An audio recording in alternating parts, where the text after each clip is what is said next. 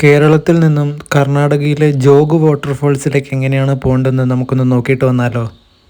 താൽഗുപ്പ എത്തിയിട്ട് താൽഗുപ്പ റെയിൽവേ സ്റ്റേഷൻ്റെ ഫ്രണ്ടിൽ നിന്ന് തന്നെ നിങ്ങൾക്ക് ബസ് കിട്ടും. നമ്മുടെ കർണാടക സ്റ്റേറ്റിൻ്റെ ബസ് കിട്ടും. അതിന് കയറിയിട്ട് ജോഗ് എന്ന് പറഞ്ഞിട്ടൊരു ബസ് സ്റ്റോപ്പ് ഉണ്ട്. അവിടത്തേക്കുള്ള ടിക്കറ്റ് എടുക്കുക. താൽഗുപ്പയിൽ നിന്ന് ജോഗിലേക്ക് 29 രൂപയാണ് ഒരാൾക്ക് ടിക്കറ്റ് വരുന്നത്. Sorry for the interruption.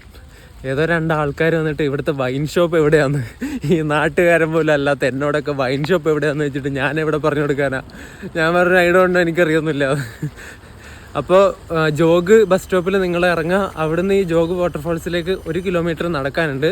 ഒരു ചെറിയ വഴിയിലൂടെ നടന്നാൽ മതി. വഴിയല്ല, റോഡ് തന്നെയാണ്, അതിലൂടെ നടക്കാം. അപ്പോൾ ഇനി അവിടെ എത്തിയിട്ട് കാണാം.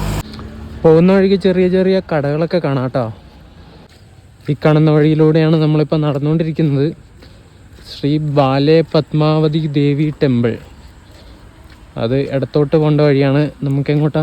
നമുക്ക് നേരെ ആയിരിക്കും അല്ലേ. Jog false 500 metre, Zirkzee 64 kilometre, അങ്ങനെയൊക്കെ പറഞ്ഞിട്ട് ബോർഡ് അവിടെ വെച്ചിട്ടുണ്ട്. നമ്മൾ അതിലൂടെയാണ് വന്നത്. എന്നിട്ട് ഇങ്ങനെ ഒരു സ്ഥലമുണ്ട്. ടിക്കറ്റ് കൗണ്ടർ വരുന്നത് ഇവിടെയാണ്. ഒരാൾക്ക് 20 രൂപ കേട്ടോ ചാർജ് വരുന്നത്. ടിക്കറ്റ് എടുത്ത് പിന്നെ നമുക്ക് ഉള്ളിലേക്ക് പോകാം.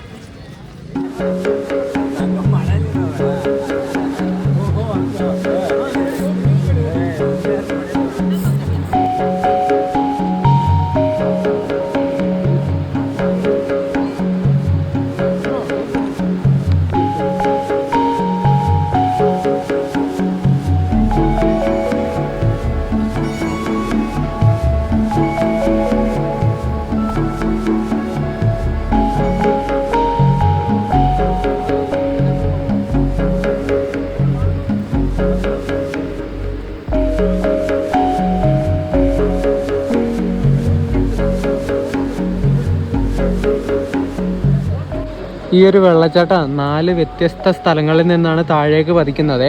അതിന് ഓരോന്നിനും ഓരോ പേര് കൊടുത്തിട്ടുണ്ട് കേട്ടോ ഇവർ. അങ്ങേറ്റം ലാസ്റ്റ് പതിക്കുന്നത് അതാണ് രാജ.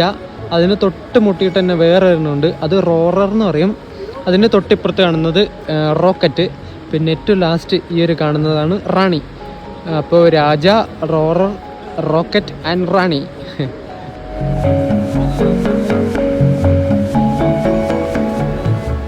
തിരിച്ച് തലകുപ്പക്ക് പോകാനുള്ള ടിക്കറ്റ് എടുത്തു. 30 രൂപയായിട്ട് ഇവിടുന്ന് വരുന്ന ജോഗ് ടു തലകുപ്പ.